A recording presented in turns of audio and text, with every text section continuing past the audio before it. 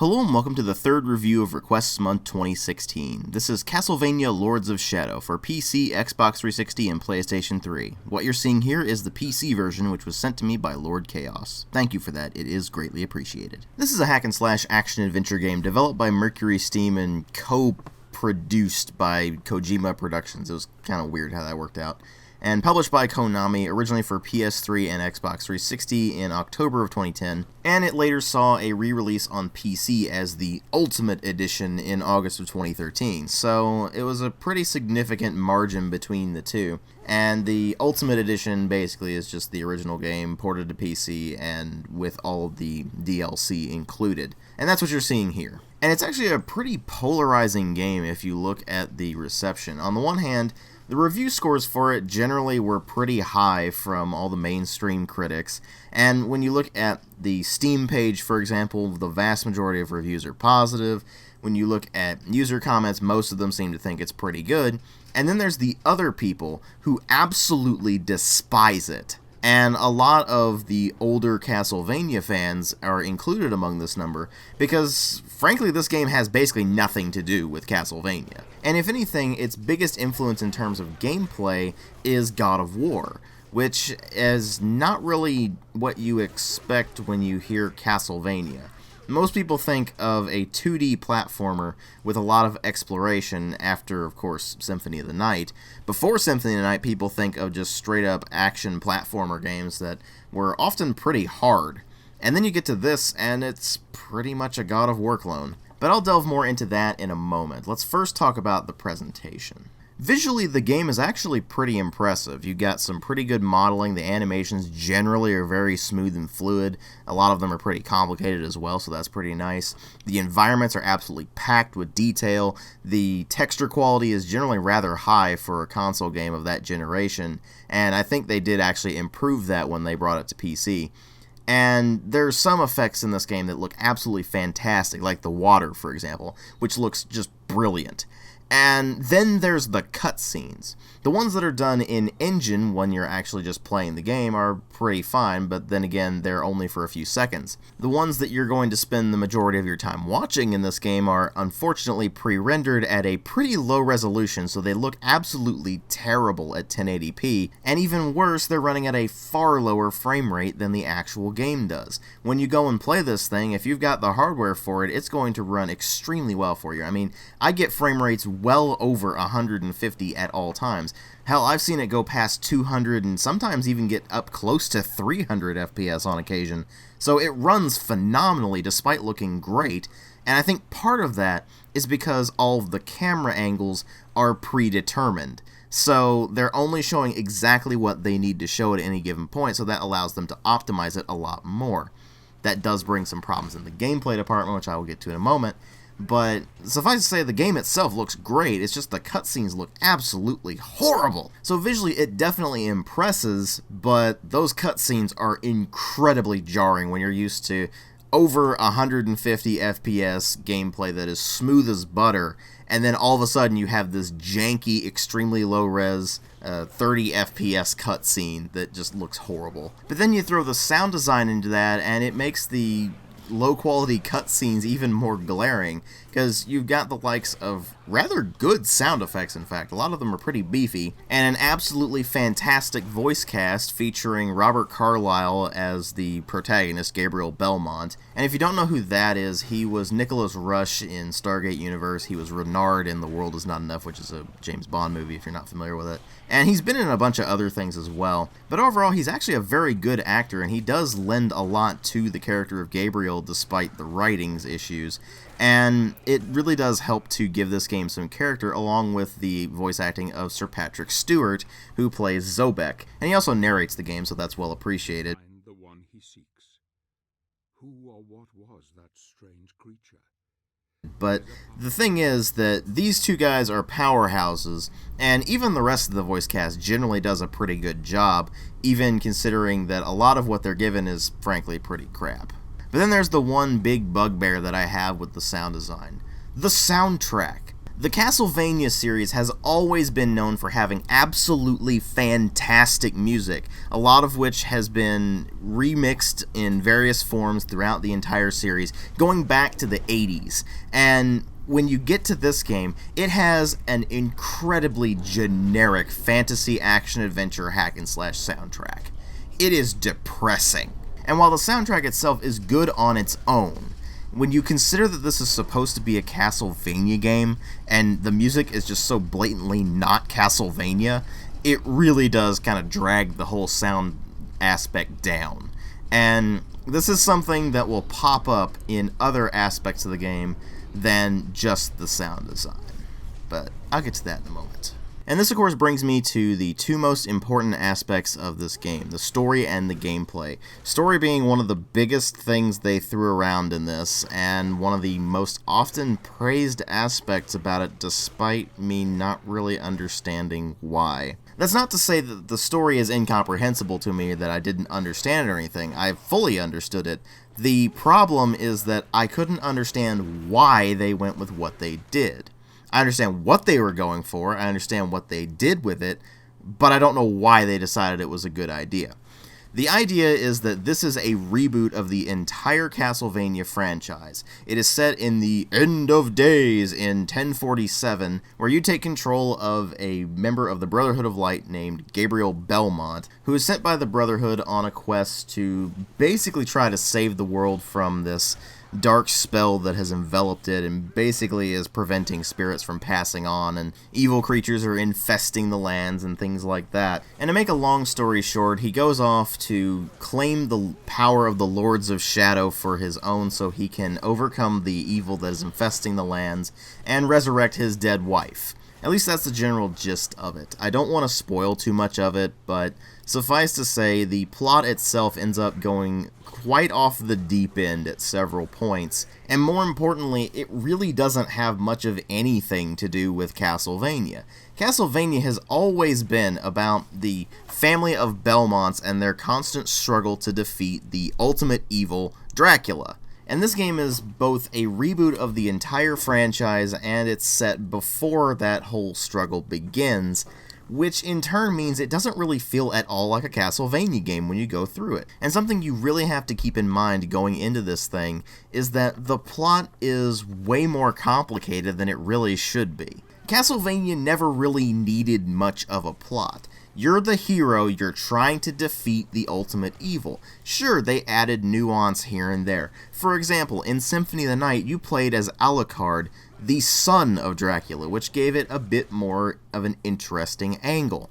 In later games in the series, they kind of expanded upon what the idea of Dracula itself is, and the nature of actually being able to fight him and ultimately defeat him, but they never really made the story the main emphasis of these games. It was always about the gameplay. And when you go to this game, it's like they didn't necessarily know how to put all this story stuff in the game proper, so what you end up getting is a series of exposition dumps instead of a real flowing narrative throughout the game. It will just grind to a screeching halt so you can watch a fairly long cutscene that basically just tells you a bunch of stuff, and then you go back to doing the gameplay, which pretty much has nothing to do with the actual plot. And so the story wildly fluctuates between being pretty crap and just being kind of lackluster, and is generally told in a rather boring manner, so you don't really give too much of a crap about it, unless you're just really into the story for some baffling reason. So what about the gameplay? I already mentioned that it's pretty much a God of War clone, and what I mean by that is it's a fairly generic action-adventure hack-and-slash game. You run around, you whack a bunch of enemies until they die, and you move to the next area, you repeat the process until you get to the end of the game, and occasionally they'll spice up the game with a boss fight or a puzzle to solve. Except that the puzzles themselves are generally rather bland and uninspired, and the boss fights are both very derivative in terms of the mechanics, and just generally not that fun to play. I mean, to give you a prime example, the first boss fight of the game, the really major first boss fight, is against the Ice Titan, which is basically like a crappy ripoff of a Shadow of the Colossus fight. I mean, it's a gigantic monster, and you have to climb up it and hit it in certain specific locations until it finally dies. Occasionally you'll have to grab hold of something as it tries to shake you off. Occasionally you'll have to move out of the way as it tries to knock you off of it. But overall, it's a very lackluster boss fight, and there's not really anything interesting about the rest of the boss fights in the game either. They each have their own specific gimmick that you have to overcome, and that's pretty much it. And those are only interspersed throughout the majority of the game, which is spent just doing some fairly basic platforming with occasional use of rappelling and swinging with the chain whip and things like that, as well as just fighting things. And by fighting things, I mean basically just hammering the same handful of combos over and over and over again until everything around you is dead. You don't really get any of the cool finisher animations like you got in God of War. You don't feel like a total badass for just annihilating your foes. You feel like you've been hammering the X button until it finally just dissolves into a red mist. Your attacks just don't do that much damage, and while there are different strengths and weaknesses for each enemy, you still, even exploiting the weaknesses of the enemies, are going to find that you don't really do that much damage. This is where the light magic and the shadow magic come in, because shadow magic can increase your damage, and when you turn on light magic, it will actually allow you to heal yourself by hitting enemies. But that's almost like putting a band-aid on a tumor. It really doesn't help, it just makes you feel better.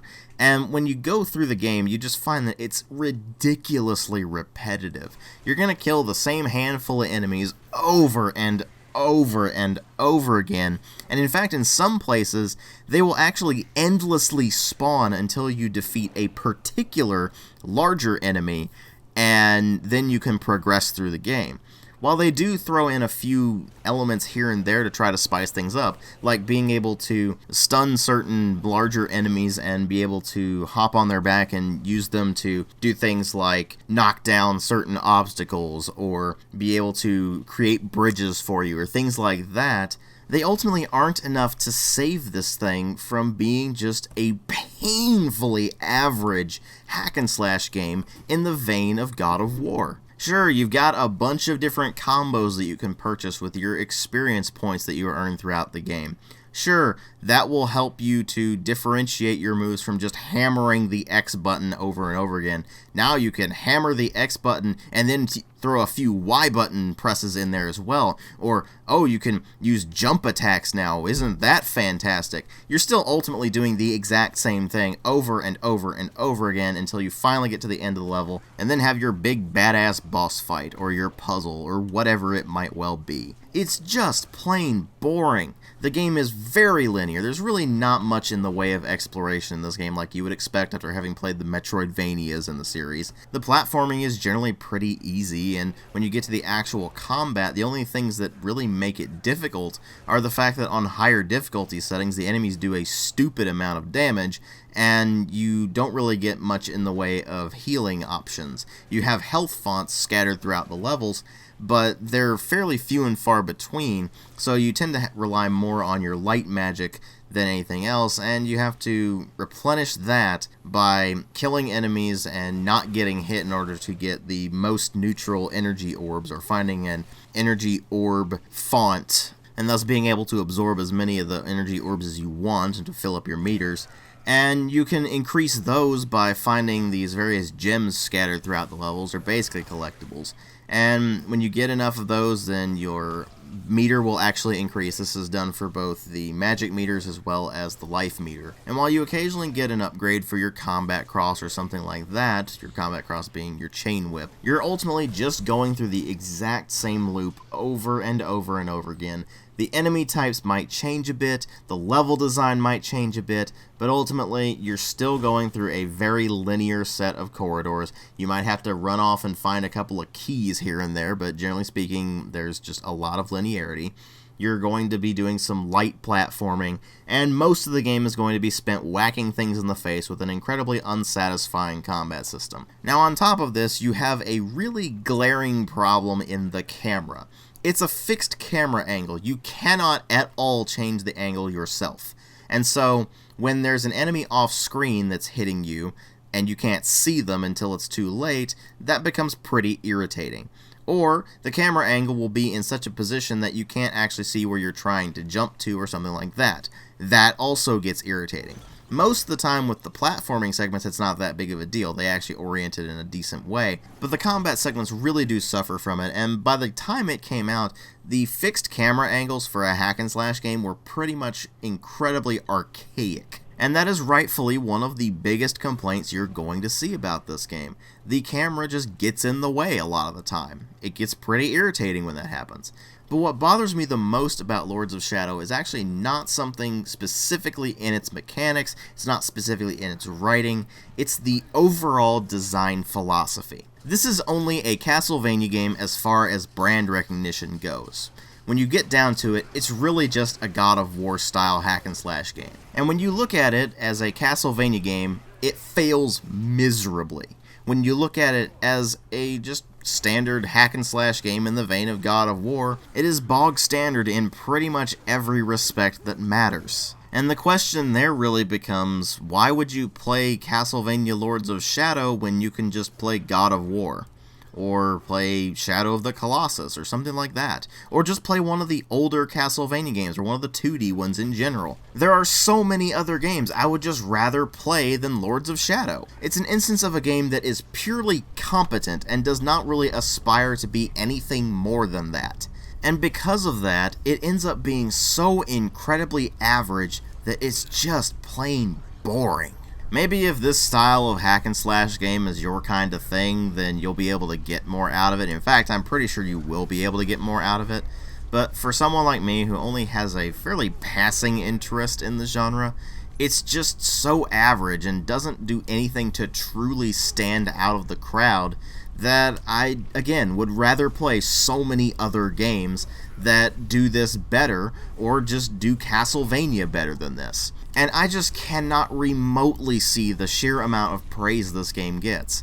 At best, it's an average game. The only truly glaring issues that the game has are a very lackluster storyline with some rather wimpy storytelling, which again is not that big of a deal for a game like this, as well as the camera issues, and one thing that I have not really mentioned thus far, which is the QuickTime events. This thing has a stupidly high reliance on QuickTime events, and nobody likes QuickTime events. I don't know why developers seem to think they're so important. They're not. They're annoying. There's so many instances where I just had to mash buttons in order to progress because it was like, okay, now you have to mash A, now you have to mash B, whatever. Or there's timed button presses where a circle appears and it goes into another circle, and once it's in that other circle, you can press the button and it will do things. And if you don't do that, then you basically just fail miserably. You'll probably die. It's just tedious. I don't know why QuickTime events are so heavy in this thing. It just boggles the mind. But even this ridiculous over-reliance on QuickTime events isn't really enough to completely destroy this game. If this is your kind of game, the God of War style hack and slash, you're probably going to be able to put up with that just fine. But I've more than had my fill of QuickTime events over the years, and when it comes to everything else in Lords of Shadow, there's just so many better options out there, some of which even go back to the early 2000s. That is how mishmash this game feels.